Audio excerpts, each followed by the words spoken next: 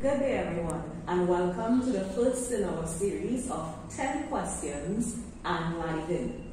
In this series, we interview visitors to our parish as well as well-known personalities in the Separia and Divin Pastoral RC community. Today, we have with us our very own. We are calling him and claiming him as our very own because he has spent a few weeks in our parish, seminarian Johan Oliveire. So good day, Johan. Hi, good day, Krista. And are you prepared for us to ask you a few questions and get to know you? I hope so. We begin with some basic questions. What is your favorite color? Yellow. Why yellow? When I grew up, I always liked seeing, especially in church, how everything reflected. I want to say gold, really, but that was the closest color I could find on a day-to-day basis, yellow. Nice. And what's your favorite meal? I don't have one favorite meal, but I understand that I'll be having macaroni pie today, so I'm looking forward to that one. Okay, so take note of our parish cooks. Take note. He will eat whatever you bring. Yes. He loves to experiment. Yes. And what's if you don't have a favorite meal, do you have a least favorite meal? Well, I haven't had it in so long, I can't remember. I don't think so. Okay, good. We are safe, ladies. Bring the meals. What are your hobbies? I like reading, but more like newspapers and online articles. Not so much books. I struggle with books. But I have to struggle through them, so I don't mind buying books, definitely. There's not a hobby, but I have like a collection that I try to build. Anything that might be interesting to me as I go to a bookshop, I would consider spending or saving up the money for. I also like to write in that sense, especially if it helps me to practice in terms of like reflections that I have to give, or to help me improve with my studies and whatnot. So nothing much, just reading, writing. I am open to more, but my life has been fairly simple growing up in that sense, so that's what I stick to. Okay, so reading for information on current affairs and for historical contents. Current affairs, I like history, yes. So, and I didn't get to do that as I went to school past a certain level. So that's my way of connecting to that. Nice. Yeah. Do you have a pet peeve? No.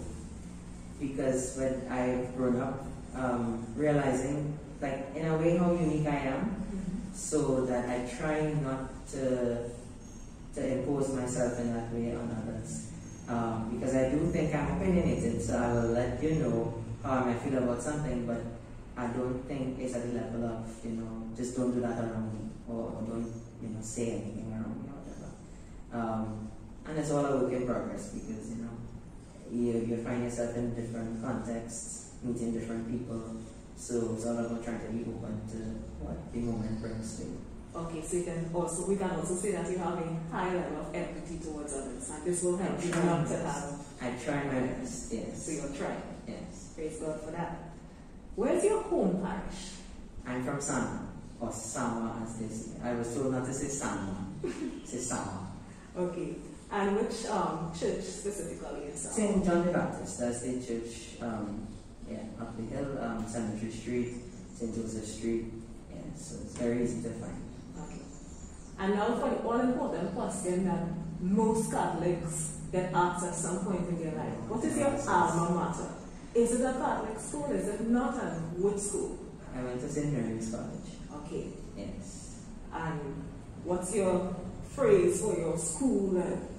Well, the motto of the school was Virtus et Scientia, which is manliness and knowledge. I spent 6 years there. It would have been 7, but St. Mary's has a unique program where one of the classes, according to who does very well at Form 1, when you go to that Form 2 class, you actually try to cover the 2 years, Form 2 and Form 3. And those who are willing to, and those who have done well in that class, move on to Form 4 one time. They don't do Form 3. So you could guess why I did 6 years. Interested in an accelerated program that caters to the needs of students. So there's no board on you. You're right to move on and you can't cope with work. I might disagree in the sense of for my fellow students in that class, because a lot of them, they did really well, but they wanted the extra year to have the experience of school, and especially like to play outside football and all that. That doesn't apply to me. Okay. But I enjoyed it. And after St. Mary's College, where? I went straight to UWI, St. Augustine, University of West Indies, and I continued what I had picked up on in St. Mary's, which was foreign languages, French and Spanish. I should say Spanish and French because I kind of got interested first with the French, but it became like a challenge for me, and the Spanish is a lot easier to kind of handle. So I ended up focusing on Spanish eventually, and the French is like a minor. So. Okay, so it's very interesting that they sent you to a parish with a parish who speaks, I think, 7 languages. I think that's the number I heard, yes. So did you get an opportunity to practice? You should take that opportunity before you. Because as long as it took me to how to say, get interested in that field, in that area, that field, it's as long as I haven't practiced actually. So it's weird, you know, because I hear of a lot of people who, in terms of languages, whether they have a degree or not, you know, they are really interested in it. But the reason I actually studied it and went along, I guess, with the ability to speak languages was that I wanted to be a missionary. I actually thought that, you know, you needed to have languages in order to go out into different parts of the world to be able to share the good news. And it just didn't work out like that. So I still have the interest, but it's more like on the back burner and a low level thing. So. Okay, understandable. Can you tell us a little about your family dynamics? Are you an only child? Do you have siblings? I have siblings. I'm the eldest of 3. So I was born 1994. My sister is 4 years later, Alyssa, and my brother Alex is 2 years after her. So the eldest of 3. I have my parents, my mom, my dad, and we are there all in Salmon. Most of my life has been Salmon, but I think I'm the only child who, in the earlier years, we actually spent some time with aunts, my aunts in the area of Champlain. So, and I'm also the only child who has had the experience of what the family used to do back when it was like more gatherings. Definitely more than now. Yeah. But we used to go to the beach, so like Manzanilla, Mayaro, and they'll tell me about all these things, and if you ask me now, I really can't remember.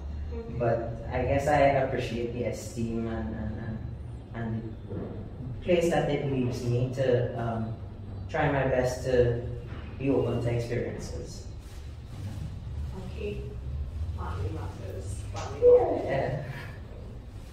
Now we reach to that burning question that I'm sure many persons want answered. Well, that's what the burning question was, the mama. But that's one. Right. But knowing that you're a seminarian, Yes. and persons who are considering their vocation, I hope so.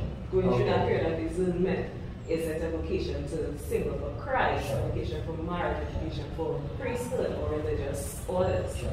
What can you tell us about your journey to the seminary? How did it all start, and what stage are you at this point? Sure. So it started in the very experience of me being in a different place from where we are in San Juan now.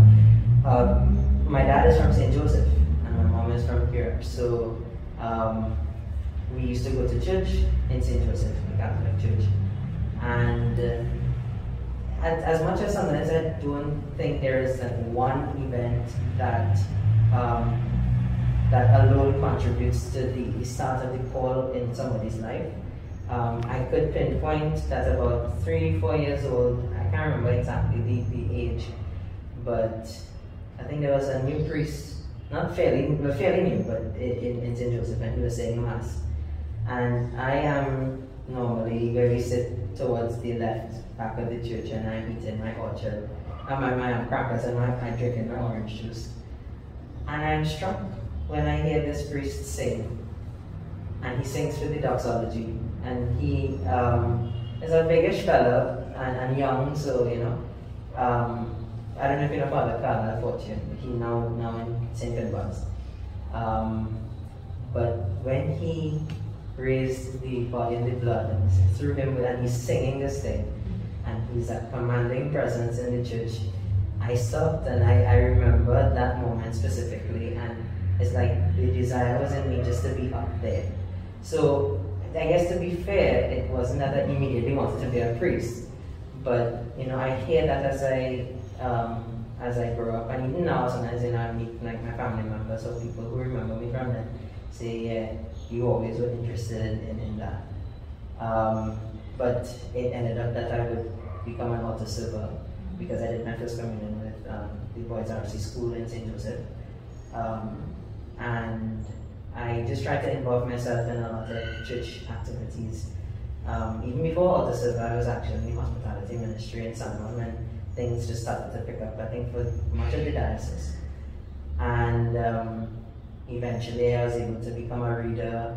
I was involved with reading the intercessions and sometimes the notices for Mass. So really and truly, I try to be involved in everything regarding church, which is why I say I could be fairly unique, because I don't want people to feel when they hear my story that, you know, you have to be involved in church only to foster a vocation. And however things worked out as time passed, the main thing is that you have to put yourself out there, which I think I did. And you are not forgotten, because as you move on in life and you try to find ways and means to make ends meet or to provide for family like I ended up doing. It was out of the blue. In some ways it felt to me like, you know, I got the call, the actual call to say, you know, well, they're actually starting the revamping everyone, the pre-seminary in St. Joseph. So imagine from St. Joseph at 3 years old, back to St. Joseph at 24 years old. And it was in some ways surreal, but I guess that's where, you know, I wasn't supposed to live as if I was still 3 years old. I have to be in the situation I am, trying to contribute to the program, as well as to, you know, get to appreciate how far I've come. And well, now that I was 24 then, 27 now, I'm going to be in my third year in the seminary, because that program in St. Joseph is a year long. We actually were the longest period because we started in May and we ended in July. But you have the 2 years, well, 2 years that I've done so far. I'm looking forward to the third year in the seminary. Praise God for that. Yes. Did you encounter any resistance or any negativity from any family member or friend when you told them about your decision to enter the seminary? Not really resistance, but sometimes I wish, and that's being real to, you know, life. Sometimes I wish there was more of a positive support, and specific perhaps to trying to live a life of faith, or a life that is active in terms of faith. Because you hear the lines, my mom used to say especially, son, whatever you want to do, I will support you. You know, and that I do appreciate. But you know, sometimes you feel alone in certain moments where you really don't know if it is, when everything seems to be going a different direction, if you should really still focus on well, what is still a call, yes, but you have to be practical about it as well. You have to answer. But now that I'm here, or since I've been like even in St. Joseph, you see where things have started to pick up in the way of, son, yes, I'm glad for you, and she'll call every week. If she doesn't call every week, I call her. And even self in between, we just keep in communication, so that's especially how I keep in touch with my family. They have really shown that they support me and that they're willing to have me in the sense of knowing what the demands are of following the vocation, but also being able to remember that, you know, I'm still their son, I'm still part of the family, and I'm looking forward to that every day of my life, even though I've experienced already, I mean, 3 years now, so I've experienced what it is to have a different perspective on you as you go back home, but at the same time, nothing really changes, so I'm glad for that. And for those who are interested in the day-to-day life of a seminarian, when this semester is open, because I understand that you guys, your studies run according to the normal university semester. Yes. When the semester is open, what is a typical day like in the life of a seminarian from the moment you get up until you? So the first thing that happens in the schedule is Mass at 6 a.m. It was Mass with morning prayer, and we vary to that accordingly. So it's really morning prayer during the semester and then Mass. So that's at 6. So I struggle with getting up early, let's say, but normally of late I try to get up for like 5:30. And when you go to Mass, you go to morning prayer, then you have breakfast right after. That's already prepared because we have the chef, the cook in the seminary. So that classes usually start around 9. Once you've had Mass, morning prayer, breakfast, you have a little time to prepare for the day in terms of assignments, to wrap up or whatever you're going to finish read to prepare for class. We even have we have crops that we grow either on the ground or through hydroponics, and we have animals, we have chickens and we have rabbits. So every day a different assignment is there for you to try and remember that, you know, take care of these things because it serves for food as well as pastoral responsibility, you know, that you have to take care of the flock as it were. We have class up until midday. We have midday prayer at 12:15, lunch at 12:30, and the afternoons for either courses according to your schedule, or you do your assignments, you take a little rest. Evening prayers at 6, and then we have dinner right after. And that's basically it, because whatever free time you do have is never really free in the sense that it is for you. It's always in the service of the community. So you might find yourself having to use it for assignments. You might find yourself having to use it to go back to the pastoral responsibilities of the animals and the plants.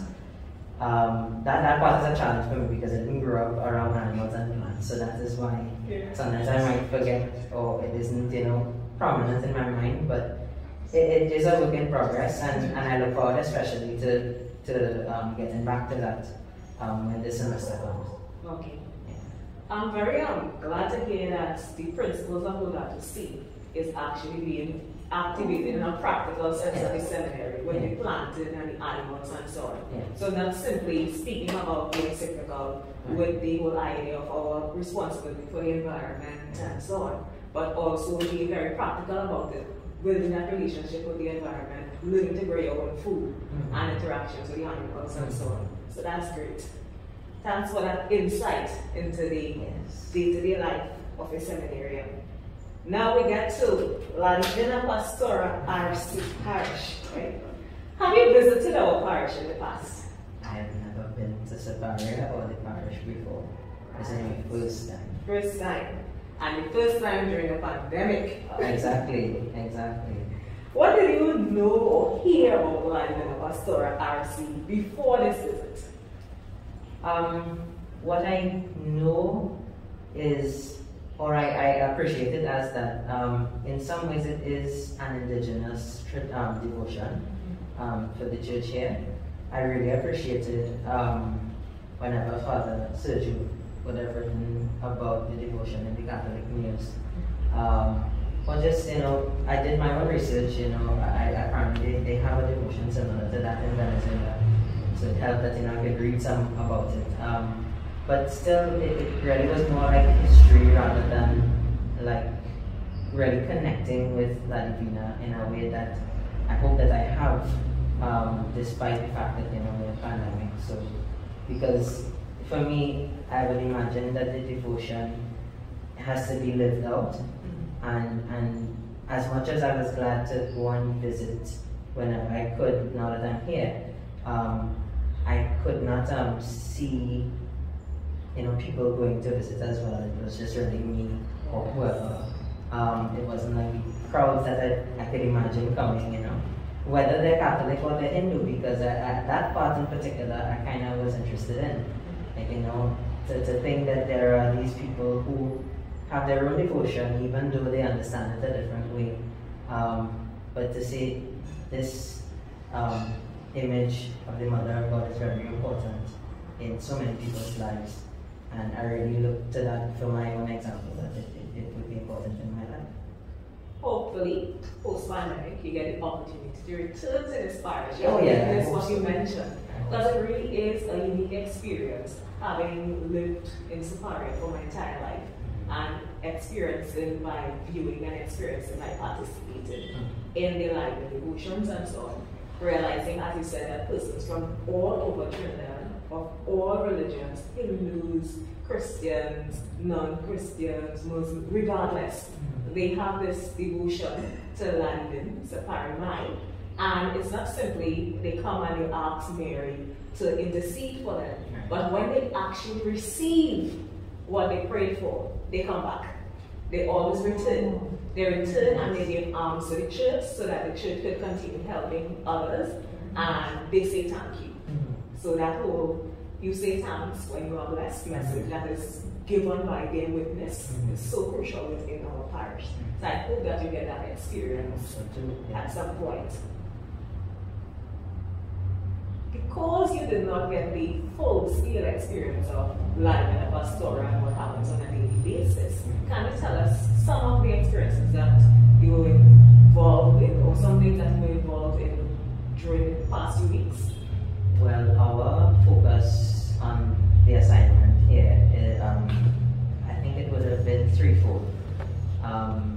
It would have been reflections in terms of to preach at Mass, and that would have more been during the week, but by now everyone knows that I had the experience on Sunday. And especially for me that was important because it's the first time I'm actually preaching to the public in a let's say an organized way. So there's that. We would, particularly with the confirmation students, so that's the second aspect of it. And it really was something I look forward to every Saturday. And I think they've even had 1 or 2 classes during the week because I understand that they're close to the time for confirmation. So I really hope that we've done our part to help them to prepare for it. And the third aspect is the food drive. We haven't really done much of that, which is in some ways kind of unfortunate because the benefit or the good thing about the food drive is that I understand people are contributing, and that's really good. But I don't know if that is enough that is being contributed, or however the system is set up, but I think it's set up well. It's just that I guess we haven't had to worry too much about having to get into it, in the sense that people have made sure that the food is all put together and whatever necessities are provided are put together. So I think the only thing that kind of helped us, kept us from taking part in it more, was that perhaps there is not enough contribution. But I understand that there's a lot that already has been done, so I hope that it will continue even long after we're gone, because I would have liked to do that as well. More equally along the lines of as much as we have confirmation and as much as we've had the reflections to do. So you missed some of the parts of the food drive that we couldn't continue because of the increased restrictions. And that is, yes, that is also. So as in the past, what happened? There were days we came out and we packaged individually package your food stuff that then went into the hamper. But because of the COVID restrictions, the number of persons and the involvement in that, and the way that we distribute that changed to account for not wanting to spread COVID. Yes, that's my only that's my only regret in the assignment, that the restrictions have kept, because as I understand, coming to the parish it is very active. So I mean, I guess in other words, it's not just the devotion of Divin being lived out among the people that I would have got to see, but I guess how big the choirs would have been, how big the congregation would have been, especially the young people in a way, because the fact that we had to work with the confirmation students is like the only experience of young people seeing how interested they might be, and that it is difficult to do so on a screen, especially for so long.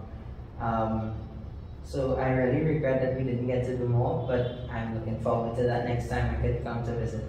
And I trust that people still have the spirit, the willingness, the energy, and the drive to come back out to make the best of the situation that they're facing. Yes, I hope so as well. Yeah. And for those who are interested in hearing that wonderful sharing that you did for us in the public statement, as I said, you can check on our Facebook page or Divin Pastora RC Superior, or our YouTube, Divin Pastora Superior Media on YouTube.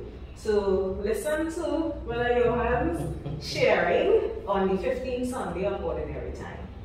Right? Now, you mentioned the main church, Divin Pastora RC, and so on. For those who are not aware, Divin Pastora RC also has 3 outstations attached to the main church. So we have Our Lady Queen of the Universe RC in Quarry, Our Lady of the Holy Rosary RC in Mendez, and St. Martin the Porous RC in Tick Village. Have you had the experience of these smaller communities since you have been here? Yes, I was able, thankfully, to go once to Quarry and once to Tick Village. Unfortunately, we couldn't go to Mendez, and the basic way that all of that took place, or the reason, is that it would have given the communities an opportunity to take part in the Sunday Mass that Father does and that the parish would do, minding the restrictions. So that's how we got to go to Quarry, we got to go to Tick Village. Unfortunately, I don't think Mendez would have facilitated the live streaming. So that's the only reason why, as yet, because I still have a few days here, so I'm hoping that maybe I'll get a chance to stick a visit in. But the experience of those communities, I didn't take for granted, because where I grew up in San Juan, the only church in the parish is San Juan. And a lot of the churches where I have been to, the only, I consider them as churches of their own, constitution. So, everybody does their part to celebrate the liturgy and to, come together as community. But it's the first experience having to imagine that there's not just the main church, but you have to actually go out and whatnot. And I get to put like a reality to what I hear about it, which I hope to develop on. But it has been fruitful to see that there are people still willing to put their efforts together to keep the church alive in their own communities like that. The parish is important, yes, but every community makes up the parish is very beneficial itself. Well, I'm glad to hear of that experience with the communities, and hopefully you'll get to at least experience the physical structure of Mendez before you leave, even though experiencing a mass in Mendez is impossible at this moment, because Mendez is unique. It's the smallest community, and it's the one church building that is in an internet dead zone and a service dead zone. So no internet provider allows for internet there. It does not connect. So there is no way to go live from the church building. So unfortunately, people would have missed that land was like from the building itself. But thankfully, the members of the community of Menace, I'm a member of the Menace community. Okay. We have been out safari and participating in the mass in that way. Right. So, internet was even in 2021 because people will say jokingly, but in reality, it's the bush area of safari. So we deal with those hiccups and those issues. Now, will you visit Safaria very eagerly in the future once the pandemic is over? Definitely. Right. And provided the opportunity is there, I will do my best to make sure that I can come again because I have to see what I miss out in these few weeks. And we hope that you get the opportunity to visit Holy Thursday, where you really experience everything related to the pilgrims and so on. It's like the highlight of it all related to pilgrimage to this parish. Very nice. Have you experienced the generosity of the church community? Have you tasted the hand of multiple members of our community come streaming through, wearing Father's bell, and Father bring this forward? Exactly. Well, yes. Let me make it simple. Yes. The parish is very generous. Right? The whole parish itself, especially to know, because again with the restrictions, when you really get to meet and this is the first time I am here. So the fact that they would have just basically heard from Father or on the live stream at Mass that we have seminarians here, for people to have responded the way that they did, whether it was in terms of time, talent, or treasure, I really appreciated it, and I made sure, as a matter of principle, to kind of make a list of all the names of the parishioners that I've met, so that I would not forget.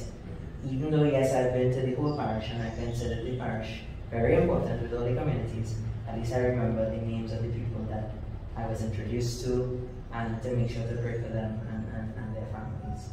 Nice. I'm glad to hear that our generosity continued even in the midst of the pandemic. Yes. They saved, of course, because under normal circumstances, they would only just bring and ring the bell, but they would stop you for a while, take you to places, invite you to their homes for a meal and so on. Yes, but restrictions being considered, that was impossible, but they tried as best as they could. As they can, yes.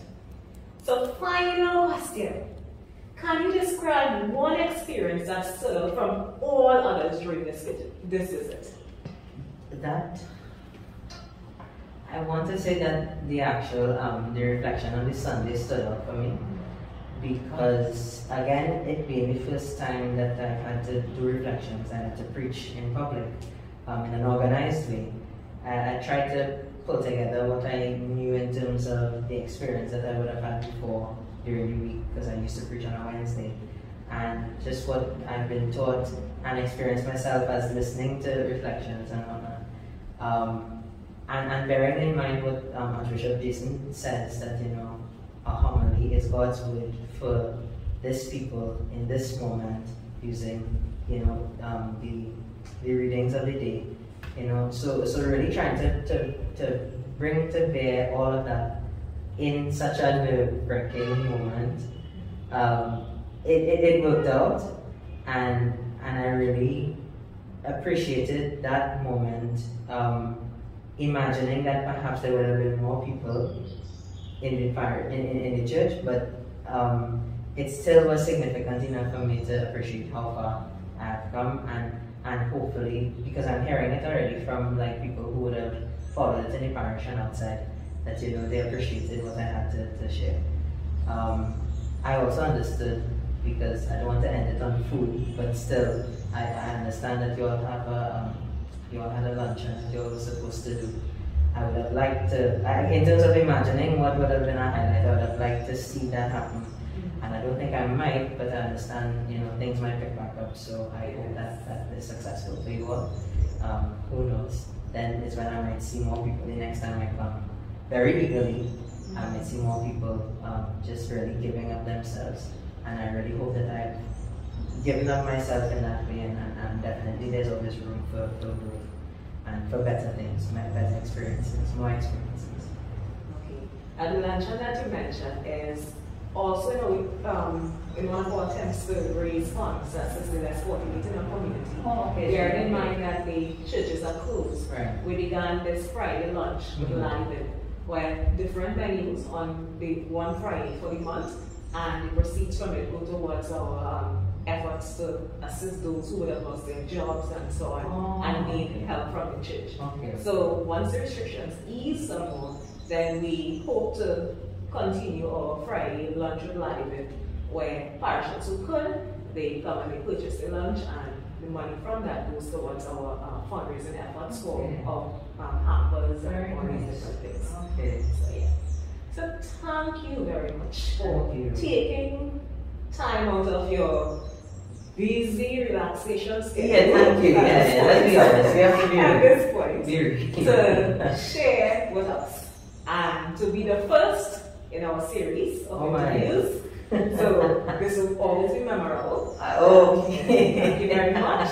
And on behalf of the parish, we invite you to return when things are normal and experience the fullness of life in a pastoral RC without COVID restrictions. Definitely. Praise God. Yeah, Amen. thank you.